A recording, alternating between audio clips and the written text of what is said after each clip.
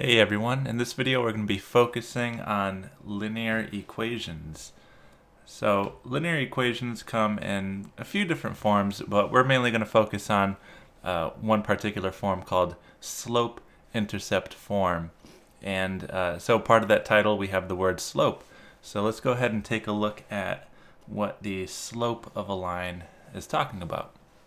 So the slope refers to the change in vertical position with respect to the change in horizontal position.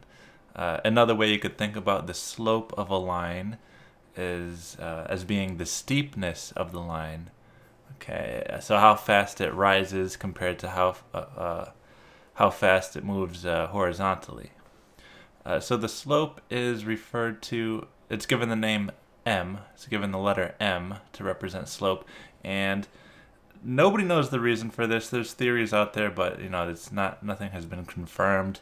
So just m is the letter for slope, and algebraically we could define the slope as being the rise over the run. So again, the change in vertical position with respect to the change in the horizontal position. And another way of saying that, the rise specifically is the difference of the two y values. So here, like if you have 2 points, x1 and y1, and x2, y2, those represent 2 points in the plane, the rise will be y2 minus y1, and the run will be x2 minus x1. So if you're given a pair of points, you are going to have the ability to find the slope of that line. So let's go ahead and take a look at a few examples here. So we want to find the slope of the line containing these points here. So -4, 5, and -1, -2. So to do this, we just have to follow this formula, rise over run. So the rise here, let me change to yellow chalk here. Okay, so the rise is y2 minus y1. Now you can do this calculation all at once, but I'll just find these separate. So the rise will be -2 minus 5, and you have to be really careful of the negative signs here. Okay, so we know that's -7, and the run is equal to the difference of my x values. Now it's very important here to be consistent with the direction, because there's a couple of ways to define the rise and a couple of ways to define the run. If you define the rise to be y2 minus y1, then if you want the correct slope, you're going to need to define the run as being the second x value minus the first x value. Okay. If you define the rise to be y1 minus y2, then the run has to be x1 minus x2. It's very important to be consistent with the direction that you're doing the subtraction here. So x2 minus x1 would be -1, and we are subtracting a -4. So again, be very careful of these double negatives here. It happens quite a bit. So this would be -1 plus 4, which is 3. So my slope is going to be my rise divided by my run, which is -7/3. Let's take a look at the second case here. My rise is going to be, okay, so the difference of the y values, so my direction will be 3 minus -2. And this is equal to 5, right? 3 plus 2, we get 5. And my run is going to be 4, which is x2. So 4 minus x1 is 1. So 4 minus 1, we get 3. So my slope is going to be the rise over the run, which is 5/3. Okay, and last up, we have the rise here as being 4 minus 4. So this is interesting. We get 0, right?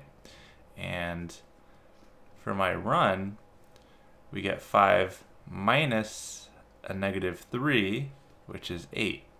So the rise divided by the run 0 divided by 8. Now remember, if 0 is in the numerator, 0 divided by any number besides 0 is going to be 0.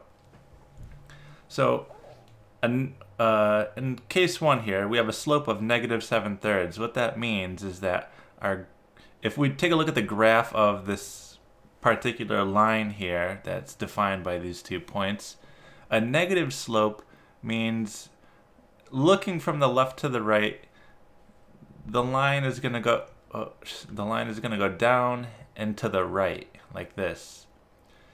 When we have a positive slope, like in case 2, what that means is we're going to have a line that goes up and to the right, like that. And when you have a slope of 0, okay, when you have 0 steepness, what that means is you have a horizontal line. Okay, so these slopes all mean different things, and they help us determine what our line is going to look like. So, without paying too much attention to the actual numbers, if we know we have a negative slope, we're going to see this line go down and to the right. If we see a positive slope, we'll know this line goes up and to the right. And if we see a 0 slope, we'll know the line is horizontal. Okay, and so that is the slope. So now let's go ahead and take a look at something called the slope-intercept form of a line. Okay, this is extremely important. We'll be using this quite a bit. So we have this statement here, this equation here, y is equal to mx plus b. Now, this is called it's called a linear equation in 2 variables. So y here is one of my variables, right? My y is my output variable, and m, we just talked about the m. M represents the slope of this line, okay? So if you're talking about a line, no matter what the equation looks like, if you know it's a line, it's going to fit this particular form right here. I mean, you could move things around within this equation to make it look different. However, you will be able to do some algebra to make it look like this y equals mx plus b form. Now, x here, x is our other variable. This is called our input variable. It's also called the independent variable, and y is called the dependent variable. But, input and output is fine as well. And b, what's b? So we haven't talked about b yet. b represents the y coordinate of the y-intercept. Okay, so now what's an intercept here? Let's take a look at a Cartesian plane, and let me give you an example of a line here. Let me just draw a line, something like this right here. The intercepts, let me do some labeling here too quickly. This is the x-axis, this would be our y-axis. And just by looking at this line here, we should be able to tell that since it goes up and to the right, that means the m value would be positive, right? Now, the intercepts of this line, this point right here, where the line crosses the y-axis, this point is called the y-intercept. Okay, because the line is literally intercepting the y-axis. And the y-intercept, if you wanted a value, we don't know the particular y value, right? We don't know the vertical positioning right here. However, the horizontal positioning we do know. The x value for y-intercept must be 0. Okay, so this is very key. If you're talking about a y-intercept, the x value is 0. And then the y value could be anything depending upon the equation that you're dealing with. And this value here, where the line is crossing the x-axis, what do you think this is called here? Well, it's called the x-intercept, because you're intercepting the x-axis. And What do we know about the x-intercept? Well, we're not sure about the x value. Okay, I mean, it could be positive or negative depending upon whether you're on this side of the y-axis or the left side here. So we're not sure about the x value. That could be anything. However, the y value, when you're on the x-axis, we do know the y value has to be 0. Okay, that's 100% the case. So if you're ever asked to find a y-intercept, what they would want you to do is plug in 0 for x and find y, right? Because if you put in an input, you'll obtain the appropriate output if you're given a line, or the equation of a line. And similarly, if you're asked to find the x-intercept and you have an equation of the line, you could put the value of 0 in for y and solve for x. Okay, so that's what these intercept terms here mean here. And when we're given this form of a line, y equals mx plus b, m is the slope, and so b is going to be the y-coordinate of the y-intercept. So we could tell some information about the line by just taking a look at this form of the line. So an important thing to be able to do in algebra is you want to be able to construct this equation given certain pieces of information. That's what we're going to take a look at next here. We're going to take a look at, if you're given a slope and a y-intercept, how do you find the line? Or if you're given a slope and a point, just any point, how do you find a line? Or if you're given just 2 points, how do you find that line? So let's take a look at example 1. Before continuing, this particular case, the slope and the y-intercept and the slope and a point, those are kind of the same cases, but these three cases, without a doubt, they define a unique line in the plane. Okay, if you're given a slope and a point, let me just do a quick drawing here. If I'm given a point and I'm given a slope, meaning I'm basically given a direction of where to go through this point, like if I was given a slope of 0, that means I'd have a horizontal line through this point. That's going to define a unique line. Similarly, if I'm given 2 points, like here and here, there's only going to be one line that travels through those 2 points. So keep in mind that these three cases define a unique line, and we'll be able to write the equation of this line given any of this material here. So in example 1, we want to find the equation of a line. So first of all, you want to remember the form of a line. The form of a line is y is equal to mx plus b. Okay, no matter what, the line will fit this form right here. So if you're completely lost about where to begin, hopefully at least you have this piece of information here. This is going to represent my line in some form or another. Now the idea here is that we want to find m and we want to find b. If we find m and we find b, then we have our equation. The variables we leave blank because those are up to the person using the equation to fill in whatever they want for x and obtain an output. So you put in an input and you get an output. But to do that, you only need the m value and the b value. Okay, and I'll show you what I mean by the time we get to the end of this problem here. So now, with my knowledge here, we know that m is -2. We're given the slope. And we're given the y-intercept. Okay. Now remember what I had said, that the b value here is the y-coordinate of the y-intercept. So this, if we have a value of 0, comma, something, this something here is going to be b. Okay, this is a special point. So we could immediately write the equation of the line as y is equal to, now we want to fill in m. We know m is -2. We leave x blank, and we know b is 4 because this is a special point, and we know this value here should represent our b, so that's 4. So our answer here is y is equal to -2x plus 4.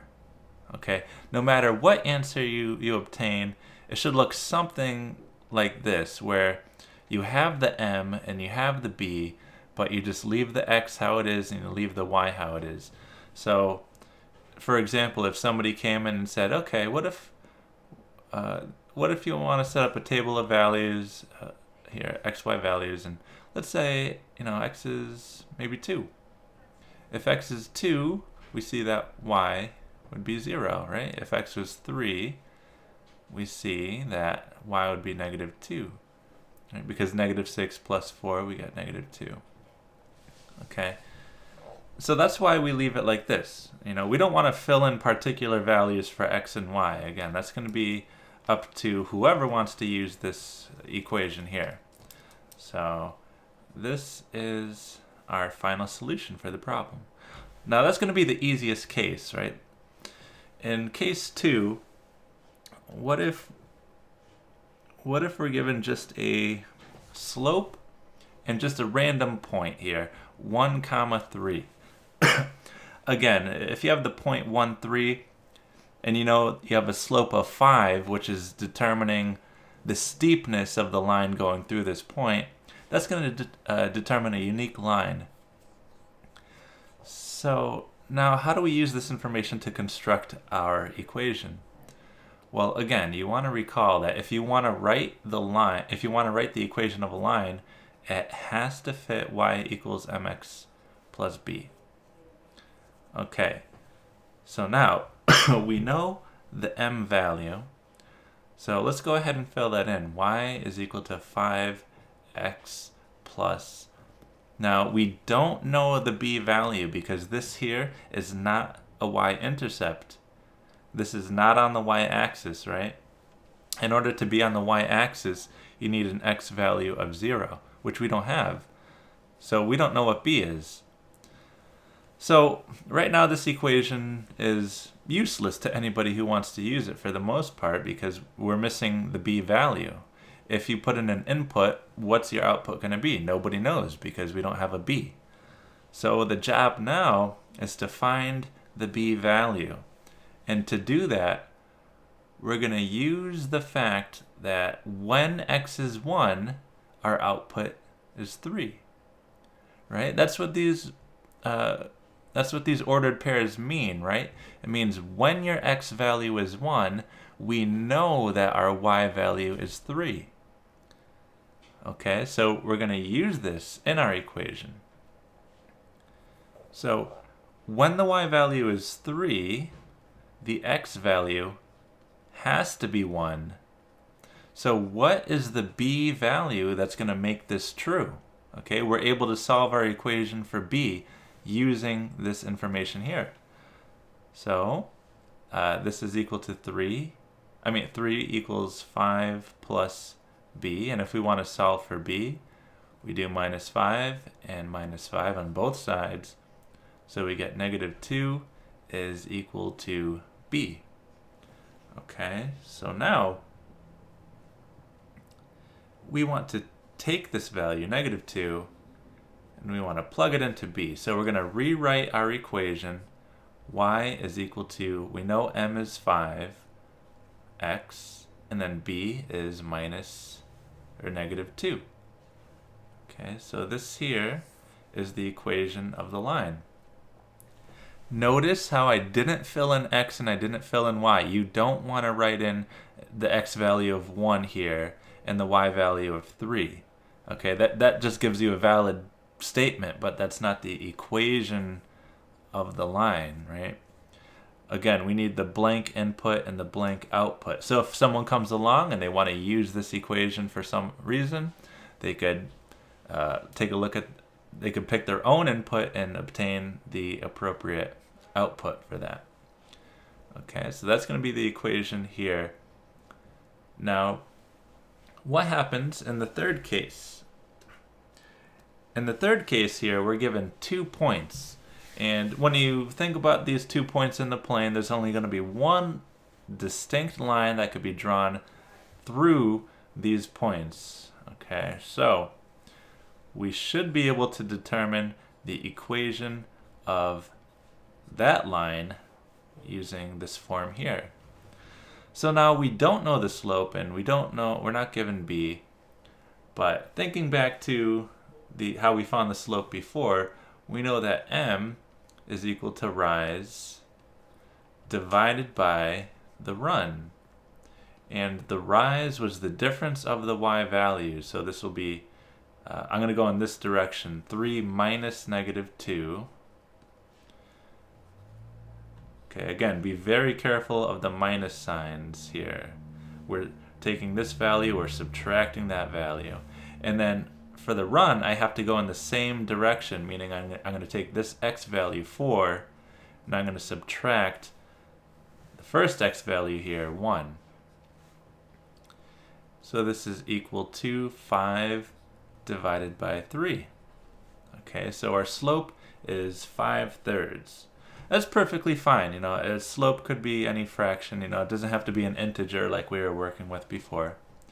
All right, so that's part of our information. So if I look at this form here, y equals mx plus b, we should have something like y is equal to 5/3 x plus b at this point. So we're almost there. We're just missing our b value. Now, if you think back to the previous example, if you're given a slope and a point, what we did was we took the point that was given to us and we plugged it into the x and y value. So let me show you this in 2 ways. Now you could use either this point or this piece of information here. It doesn't matter. What this says is that if x is 1, y is -2. And then you also have if x is 4, y is 3.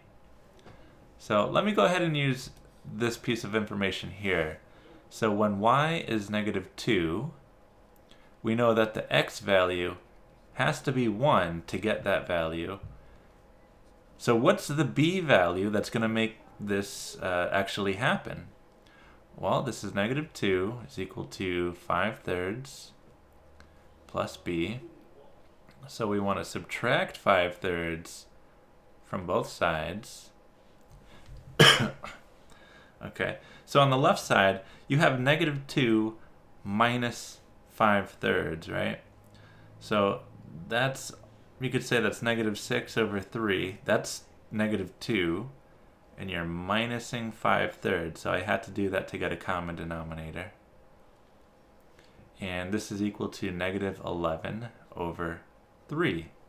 So that's b. This is equal to b right here. All right. So, I could go write my equation now, but let me just make absolute sure that this is -11/3, and let me just, repeat how we could find b. So this was one way here, and the other way here was if x is 4, then I know y is 3. So let me go back to this here. I'm going to say, well, if y is 3, then x has to be 4, so what b value should we get? Now, it shouldn't matter which piece of information you use. We should be getting -11/3 for b no matter what. Okay, so this is 3 is equal to, 5 times 4, we get 20 divided by 3 plus b. So we want to subtract 20/3 from both sides. Now this is, I'm going to write 3 as 9/3, and we're subtracting 20/3. So 9 minus 20 is -11, and then we keep that common denominator of 3, and that's equal to b. Okay, so it doesn't matter which point you use. We're going to get the same b value, right? Because we're going to get that unique line. So there's only going to be one possible value for b. So now, once we know b, I mean, you didn't have to do it both ways, just one point would suffice to get b. We go back to our y equals mx plus b form, but we want to fill in m, which we found to be 5/3. We have x, and then we want to fill in b as negative 11/3. So our equation of the line is y is equal to 5/3 x minus 11/3, and this defines a unique line. Okay, so I hope you enjoyed this video, and I'll see you in the next one.